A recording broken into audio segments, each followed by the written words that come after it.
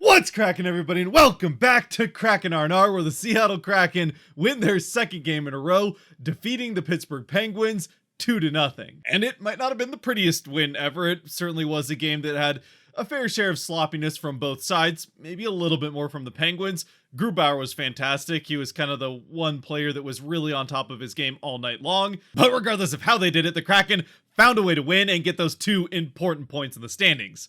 Definitely did get a little bit of help from some fortunate bounces really at both ends of the ice, but they get the two important points, especially on a night where both of the teams currently sitting in the wildcard spots in the West also won in the Kings 5-1 over the Canucks, and the Predators, I think it was 6-1 over the Wild. So with the Wild losing and the Kraken winning, the Kraken do pass the Wild, and they do have games in hand against pretty much every team in the wild card race outside of the Kings at this point, which does help if they can continue to win. Although, even with that being said, if the Kraken were to win all the games they have in hand against different teams, they'd still be the first team out of the playoffs and 3 points behind the Predators. So they still got to make up some ground and have to keep winning games, especially with both the Predators and Kings hot at the moment. At least for now, though, they did everything they could in this game, got the 2 points that were available to them, and got Grubauer his first shutout of the season. Which, yes, does mean, if it wasn't already obvious at this point, that Grubauer did get the start in this game, his second in a row and third in the last 4 games. Other than that, the only other change-up in the lineup for the Kraken was that Cartier stepped in for Burakovsky, who misses this game due to injury, and is now listed as day-to-day. Or I guess it wasn't necessarily an injury. All they said is that he's day-to-day. Could be an illness, but with Burakovsky's recent history, yeah, definitely not a good sign, especially considering he was really starting to play well in the last few games, even picked up a point in the last one, and was on the verge of scoring multiple goals in each of the last 2 games. So hopefully this isn't a major setback for him. It's just one game he misses. Day-to-day, he could be back for the game on Saturday, and against an Oilers team that the Kraken once again need to beat to make up ground on, I mean, maybe the Oilers, but just on the wildcard race in general.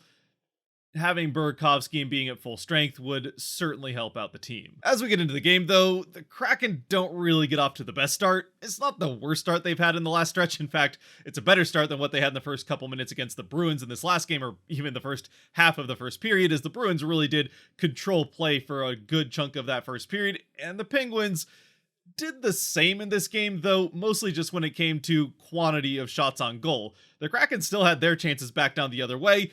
They just weren't getting any of those chances on net like the Penguins were at the Kraken end of the ice, which is something we've seen a fair amount from this team this season, and especially recently, where it can be back and forth at the start of a game, but by the time it's halfway through the first period, you look up and the shots on goal are 9-3 like they were in this one. Though there, I will say that in the defense of the Kraken defensively, even though they were allowing a lot of shots on goal, aside from one towards the middle of the period that they allow a pretty open shot for Raquel in tight off a bit of a defensive breakdown, Grubauer makes that save, and the rest they kept pretty well to the outside and gave Grubauer good shooting lanes to see the pucks coming and didn't make his job overly hard, even if it was pretty busy. And eventually, back at the other end of the ice, just past the 12-minute mark, the Kraken finally get their 4th shot on goal, and it's not necessarily the most conventional shot on goal. It does start that way, as I think it's Tolvanen that passes it up to the point for a one-timer from Borgen. Borgen fires off that shot right at the head of Wennberg,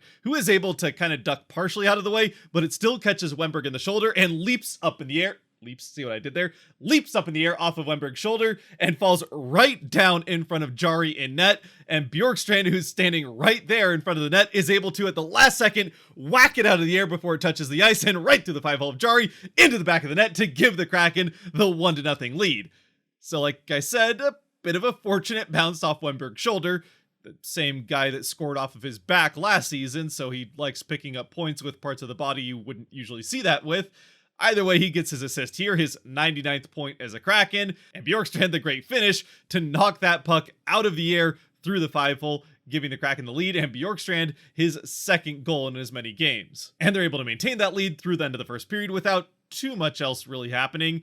There's some more 5-on-5 back and forth that doesn't really feature any dangerous opportunities either way, and then both teams trade power plays, the Kraken getting the first chance, then the Penguins getting the next. Neither one scores, but the Kraken power play did look considerably better.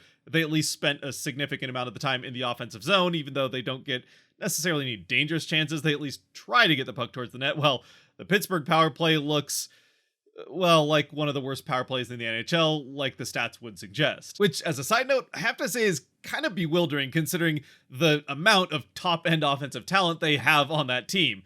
Even if most of it is well past the north end of 30, still some very talented players, obviously Sidney Crosby, Malkin, Letang, I don't know if he's on the power play, but certainly Carlson at the top, and Raquel and plenty of others. Yeah, it doesn't really make sense that they're as bad as they are on the power play, especially as bad as this first power play looked. Anyway, we move on to the second period, which kind of just picks up where the first left off, especially with the Penguins being on a power play part, as the Penguins get both of the power plays over the course of this period, but still the score is the same by the end of it. That having been said, the two Penguins power plays, which are really the only parts of this period that feature any real offense on either side, the first one is a little bit better than their first power play from the first period. They actually spend some time in the offensive end and get a couple shots on net, though nothing particularly dangerous, as the Kraken continue to do a good job of keeping everything to the outside, even on the kill, and giving Grubauer pretty good shooting lanes to see the puck coming. But the third Penguins power play, and the second one of the second period that comes after a few more minutes of relatively eventless hockey at 5-on-5, this power play for the Penguins definitely continues the trend of improving each power play they got in this game, so it's probably a good thing they don't end up getting a fourth, because this one, the Kraken are pretty fortunate the Penguins don't end up scoring, or at the very least, fortunate that Grubauer was on his game, as they get a couple of very good chances with a nice push towards the middle of this power play, and one in particular where Crosby gets the puck from directly behind the net up in front to, I think it was Raquel, who then has the option to take a shot right away on a one-timer from behind the net up front, which would have been a dangerous chance of its own, but instead of taking that quick forehand shot off the pass from Crosby from in tight, with Grubauer tight to the post on that side, so it didn't give him quite as much to shoot at. Instead, he makes the quick decision to try and kind of wrap the puck around him and spin 180 backhand to try and fling it into the far side, and he almost does, but Grubauer sees it coming and quickly pushes himself out to the middle to make the save before he can wrap that puck around and try to get it either into the far post or through the 5-hole of Grubauer as he gets across. So a fantastic quick thinking play from Grubauer here to make that save on what was a dangerous opportunity, one of the two most dangerous ones of the game, with the other being that shot in tight from Raquel in the first period. Grubauer another great save, and the Kraken survived that and the rest of this second period without really much of anything interesting happening at either end of the ice aside from these two power plays for the Penguins. Which does also mean the Kraken maintain the 1-0 lead going into the third. And as we all pretty well know at this point, whoever has the lead going into the third period of a game the Kraken are involved in, at least this season anyway, more than likely is going to end up winning the game. With the rare exception of the last game against Boston, where the Kraken overcame a deficit going into the third and ended up winning that one in the shootout. Fortunately, we get back to the classics here with the Kraken, as they're able to pretty much just salt this game away in the third period. They do get both of the power plays in the period. Well, technically there's 3, but the one at the end doesn't really count. It's only 17 seconds long. But even aside from the 2 meaningful power plays they get in this third period, at 5-on-5, they did a great job of really not giving the Penguins much of anything to work with to try to get back in this game. They do get a bit of a push to try to get something going early on in the period, but the Kraken are quick to shut that down and then end up doubling up the Penguins' shots on goal by the end of this period, which includes the empty net chances that they get towards the end of it. Now, sure, even with the Kraken getting more shots on goal in this third period, kind of as was the case in the first, just flipped the other way when it comes to the shot quantity, there's really not much of anything dangerous happening at either end of the ice. Though for the Kraken, now with the lead in the third period, they can afford to not really force the matter too much at Pittsburgh's end to open themselves back the other way, especially considering if they just have the puck in Pittsburgh's end like they do for the majority of this third period, it's pretty unlikely to end up in their net, as long as they don't allow any rush chances back the other way, which they do a good job of not doing. So at 5-on-5, not much of anything interesting happens. With the 2 power plays the Kraken get, well, the first one doesn't really go much of anywhere. They end up kind of just wasting 2 minutes of clock, which with a lead in the third period is still valuable, but with a 1-goal lead, it would have been nice to try a little bit harder to extend it. They do get a couple of shots and hold the offensive zone all right, but again, this power play doesn't look fantastic. The second power play they get, though, later on in the period with, I think, about 6 minutes left, so this one, if you do waste 2 minutes, you're just 4 minutes away from winning the game 1-0, which, as it turns out, was enough in this game, but still would have made the last couple minutes pretty nerve-wracking once the Penguins go empty net. But fortunately for any Kraken fans trying to watch their blood pressure, we never have to get to that 1-0 holding your breath at the end of the game, because on this second power play towards the end of it, the Kraken finally end up extending the lead as they not only once again hold the offensive zone well, but also create some good scoring chances out of it. Yamamoto gets denied in tight, then Tolvanen has a one-timer that gets to the net, but also ends up being directed out to the corner, eventually flung up the boards where Dunn is able to barely keep it on the blue line, getting it down to Tolvanen, who gets it down into the corner, where Wemberg's able to get to it, and then from the corner, methodically work his way up to the front of the net, eventually, I'm pretty sure intentionally dropping it to Yamamoto, crossing the other way right in front of the crease. Either that or it was a flub shot. Either way, it turns into a nice drop pass for Yamamoto, who takes it quickly to the other side, then gets a shot off, which is saved by Jari, but the puck jumps up in the air, bounces off of maybe even a Penguins defenseman, eventually landing back at the feet of Wemberg, now on the far side of the crease, who, after a couple bobbles, is able to kick it to his stick, and then chip a shot, or maybe it was trying to pass it to Yamamoto back on the far side, knowing Wemberg, and especially after seeing the overhead in slow motion, it looks like he is trying to pass it back to Yamamoto. Either way, it goes off of the arm of a sprawled out Jari, and into the net behind him to give the Kraken the 2-0 lead. Wemberg the power play goal, and his 100th point as a Kraken, the 5th player to reach 100 points in Kraken history with the team. So we can all let out a sigh of relief, take a deep breath that the Kraken can go through the last few minutes of this game with a multi-goal lead, and even if the Penguins do eventually get a fortunate bounce of their own, like admittedly the Kraken have on really both of the goals they score, it's not going to end up mattering as the Kraken have a 2-goal lead with 4 minutes left in the game. Still, enough time that teams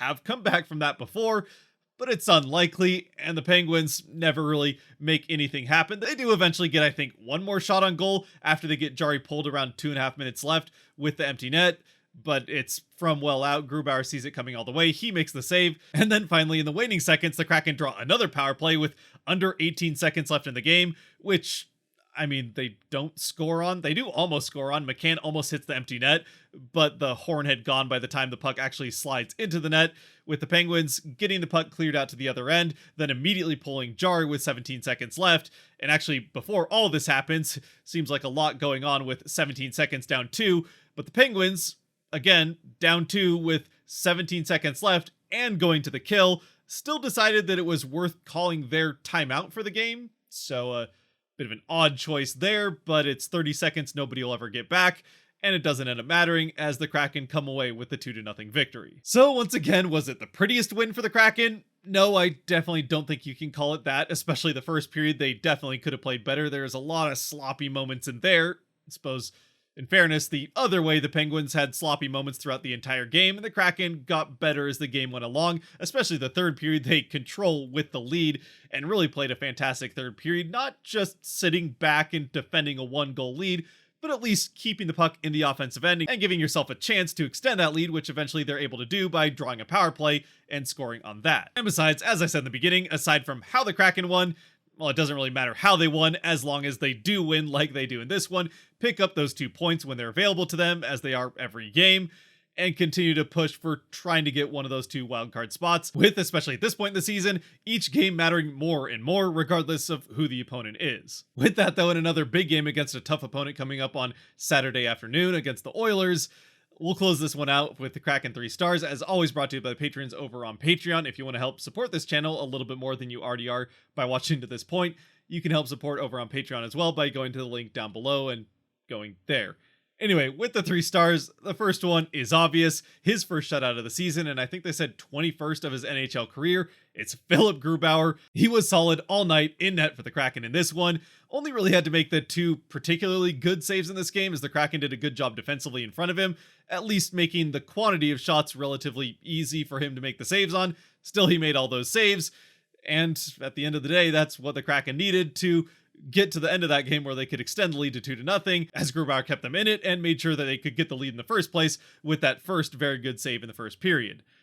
Then with the second star, I gotta go with Alex Wemberg. Again, he picks up his 99th and 100th point as a Kraken with the assist on the first goal, and then scoring the second one to give the Kraken the 2-0 lead and make things feel a little bit less nerve-wracking for the final few minutes of the game. So a great night from Wemberg. And then with the third star, there's a few different ways you could go with this one, even including a couple of guys that don't get on the scoring sheet. Borgen gets an assist, Yamamoto gets an assist, Tolvanen gets one, but then Larson had a great game defensively. Borgen also played pretty well defensively. Dunn had a pretty good game and saved a goal defensively during one of the Penguins' power plays. So yeah, a great night from a number of different players and a full team effort, even if it wasn't always the prettiest way that the Kraken played, even offensively when they scored their goals.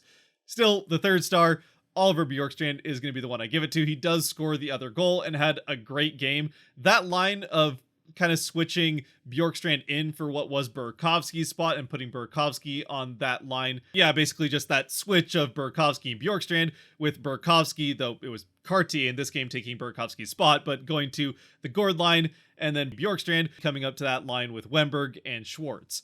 Seems to have worked out pretty well, and certainly the 2 games he's played there has mattered for Bjorkstrand, who now has 2 goals in those 2 games. So one more time, I'm not arguing with the official stars in this one. It's Grubauer first star, Wemberg second star, and Bjorkstrand the third. The Kraken pick up the big win, and let me know what you think down in the comment section below. If you'd pick a different third star, I feel like the first 2 are pretty obvious. What you thought of this game in general, if you think the Kraken played better than I'm giving them credit for, considering they did win 2-0.